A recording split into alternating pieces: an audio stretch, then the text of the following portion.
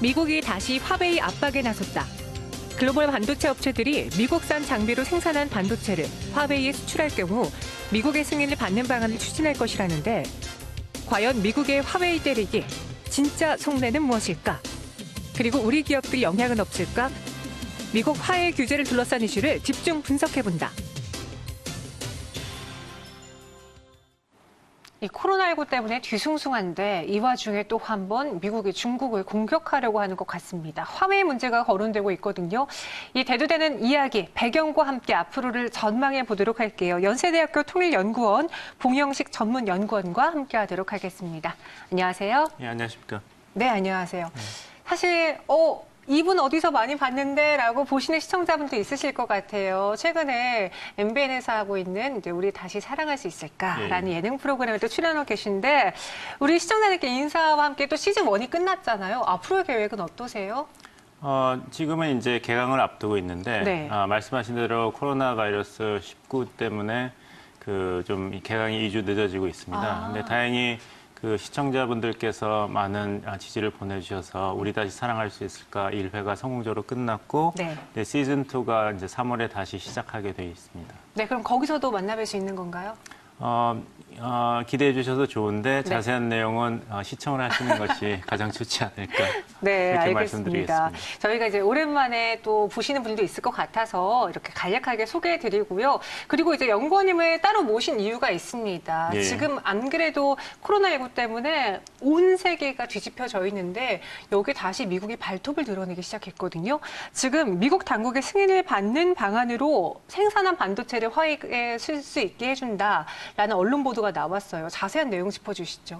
그러니까 이제 2019년부터 이제 소위 블랙리스트라고 그러죠. 네. 규제 대상에 화웨이가 올라갔습니다. 어떻게 되냐면 이제 미국 기업이 화웨이에 이제 기술 이전을 하거나 제품을 판매할 때는 제3국을 통하거나 제3회사를 통하더라도 미국 기술과 제품이 35% 아래로 들어가야 된다. 네. 즉 미국의 기술 이전이 함부로 중국에 이용되는 것을 막겠다. 이런 조치였거든요. 네. 근데 거기에 그 조치를 더 강화해가지고 미국 상무부는 그거를 10%로 줄이겠다.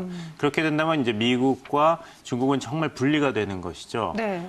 그래서 지금 상무부는 그런 10% 상한선을 이제 고집하고 있고 오히려 미국 국방부에서는 이렇게 된다면은 이제 미국 반도체의 제품 개발이라든지 이제 연구에 큰 지장이 있기 때문에 판매 활로도 막히고 이 조치에 대한 반대를 한다 의견을 냈습니다. 그랬다 그 반대를 슬그머니 처리한 상황이고 미국의 이제 수출 그 5G라고 그러죠. 이동통신 관련된 제품과 기술을 수출하는 업체의 입장에서는 중국이 얼마나 거대한 시장인데 세계 반도체 이동통신 3분의 1 이상을 차지하는 시장인데 여기에 미국 기업의 이제 활로를 계속 막는다면은 결국에는 제3기업 한국이라든지 대만, 유럽 그런 반도체 기술, 이동통신 개발 회사만 득을 보게 된다. 미국 기업만 손해본다. 이런 주장을 하고 있습니다. 네, 말씀하신 것처럼 이제 반도체 수출을 차단하기 위해서, 그러니까 화웨이의 손발을 좀 묶기 위해서 여타 다른 국가들에게도 같이 동조할 것을 좀 강요하고 그렇죠. 있고요. 그리고 이러한 규제를 강화할 것이다라는 언론들의 보도가 나와지면서 삼성전자, SK하이닉스, 우리 국내에 있는 반도체주도 같이 좀 빠졌다가 증권가에서 실현 가능성을 좀 낮게 점치는 바람에 다시 올라오고 있거든요. 반도체 기업, 특히 우리 기업들의 타격은 그럼 어떻게 되는 건가요? 일시적으로 아무래도 타격이 있습니다. 미국이 아까 말씀드린 대로 이제 발톱을 드러낸 건 뭐냐면 이제 트럼프 행정부가 소위 공정무역을 하겠다 그래서 미국 시장을 함부로 잠식하거나 미국의 코어 테크놀로지라고 그러죠. 핵심 기술을 함부로 빼가는 제3국 기업들을 가만히 두지 않겠다. 그래서 그 주된 목표가 이제 중국의 화웨이였고 사실 우리나라에 대해서도 여러 가지 무역 규제가 있었지 않습니까? 그런 단기적인 타격은 있습니다만 이 5G 제5세대 이동통신 기술 그리고 비메모리 반도체를 어떤 기업이든지 다 생산할 수 있는 건 아니거든요. 예를 들면 퀄컴이라든지 TSMC라든지 삼성전자만 생산할 수 있기 때문에 어떻게 본다면 이렇게 화웨이가 미국 그런 수출 규제에 타겟이 됐다는 거는 삼성전자로서는 굉장히 좋은 기회고 마침 또 삼성전자가 이제 퀄컴이랑 전략적인 제휴를 했어요. 그 핵심 메모리 칩 5G 이동통신에 꼭 들어가야 되는 메모리 칩을 삼성전자가 개발하게 되고 퀄컴과 같이 하고 그걸 삼성전자 제품에 앞으로도 사용하게 되기 때문에 어떻게 보면 퀄컴과 삼성전자의 그런 시장 밸류는 점점 더 높아지지 않을까 이렇게 전망해 봅니다. 네. 이 화웨이라는 기업 자체가요, 약간 미중 무역 분쟁의 하나의 대표적인 기업이 돼버렸어요. 상징적인 의미를 부여하게 되는데, 따라서 이번에 뭐 5G 관련해서도 자꾸 규제를 걸게 되면은 미중 무역 분쟁, 이제 2단계 합의가 돼야 되는데, 합의도 무탈하게 일어나지 않겠다. 전체적인 시장을 또 두려움에 떨게 만들 수 있는 거거든요. 앞으로 미중 무역 분쟁의 단계는 그럼 조금 더 부정적으로 봐야 되는 건가요? 굉장히 중요한 질문을 하셨는데요. 네.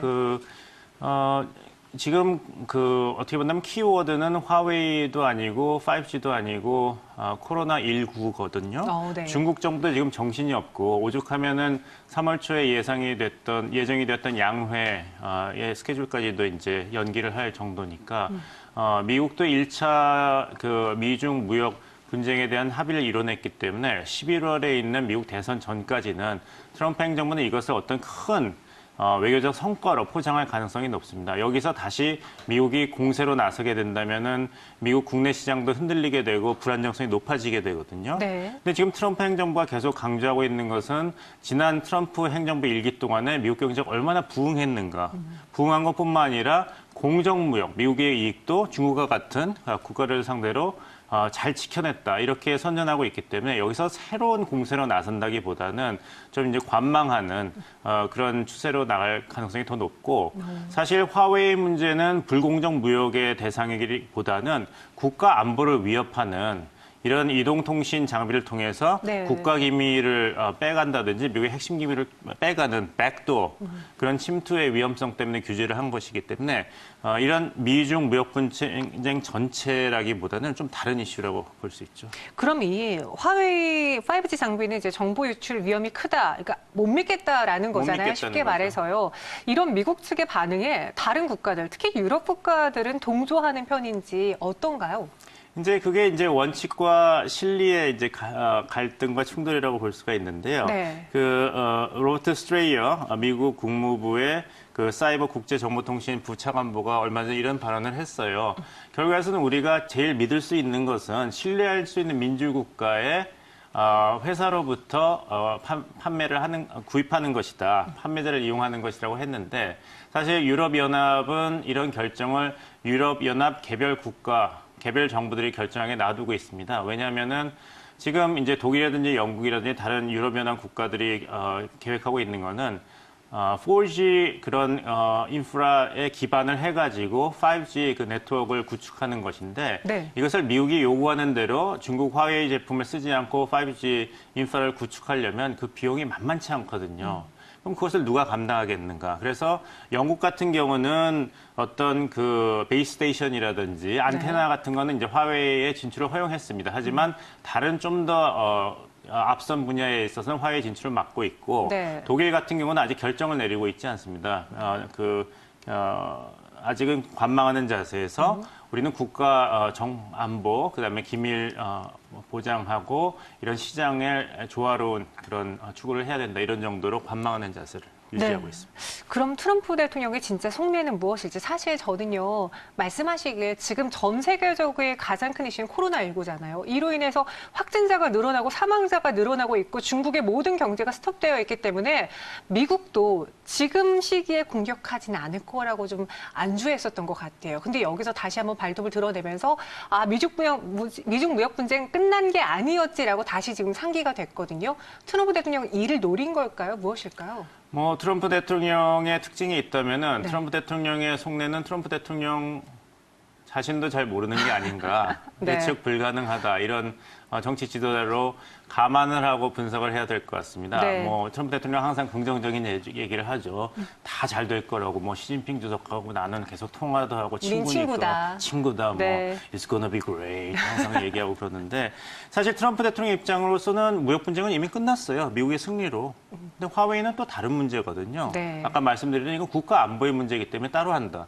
또 트럼프 대통령한테 굉장히 유리한 건 뭐냐면은 이 화웨이에 대한 공격은 공화당이라든지 백악관만 앞서는 것이 아니라 민주당에서도 굉장히 강조하고 있습니다. 예를 들면은 지난번에 이제 시정 연설을 할 때 탄핵을 주도했기 때문에 트럼프 대통령이 악수조차도 안 했던 민주당의 지도자 낸시 펠로시 하원 의장조차도 화웨이 기기를 사용한다는 거는 중국 보안 요원들을 우리가 주머니에 넣고 다니는 거랑 똑같다. 오히려 백악관과 상무부보다도 더 강경한 입장을 구사하고 있거든요. 낸시 펠로시는 트럼프랑 사이가 아주 안 좋아요. 네. 그 시정연설 끝나자마자 그 연설문도 보는 앞에서 찢었지 않습니까? 그럼에도 불구하고 화웨이에 대해서 우리가 국가정보, 그다음에 핵심 기술을 보호해야 된다는 것은 이제 초당적인 지지가 있습니다. 미국 경제, 그 정치계에서. 그래서 트럼프 대통령 입장에서도 이 문제는 미중 간의 1차 무역 분쟁 합의와 별도로 네. 계속 문제시할 가능성이 높은 것이죠. 그러면은 단순히 화웨이의 제재로 인한 우리 경제 타격을 가늠해 볼 게 아니라요. 이 미중 무역 분쟁 사이에서의 우리 경제 타격을 가늠해 봐야 되지 않을까 싶어요. 앞으로 어떤 점을 조심해야 되고 우리는 우려해 봐야 될까요? 위기는 항상 기회와 또 어려움이 같이 오는 것이니까요. 네. 이러한 이제 화웨이가 타겟이 됐기 때문에 아까 말씀드린 대로 굉장히 높은 수준의 기술을 보유하고 있는 우리의 IT 업체들에게는 새로운 시장 또 새로운 활로가 열렸다고 볼 수 있습니다. 그렇죠. 이런 때일수록 계속적인 연구와 기술 개발이 중요하고요. 또 미국 측에서는 이제 한국 기업에 대한 신뢰를 보내고 있기 때문에 화웨이에 대한 더 좋은 대안으로서 그런 면에서는 기회라고 볼 수 있지만 아까 이제 보도하신 대로 지금 이 미중 무역 분쟁에 그렇게 고생을 했던 우리나라 경제가 이 코로나19라는 또 새로운 네. 도전을 맞이하게 됐기 때문에 앞으로 이제 내수 시장의 위축이라든지 이런 거와 연동되어서 어떤 식으로 이제 우리의 IT 산업이 전략을 구상해야 될지 굉장히 중요한 시점이라고 말씀드리겠습니다. 또 우리 국내 기업들은 이 위기를 기회로 삼아서 더욱더 발전할 수 있는 그 시기로 삼아 봐야겠습니다. 지금까지 봉영식 전문 연구원과 함께했고요. 또 좋은 활동 부탁드릴게요. 고맙습니다. 감사합니다. 예.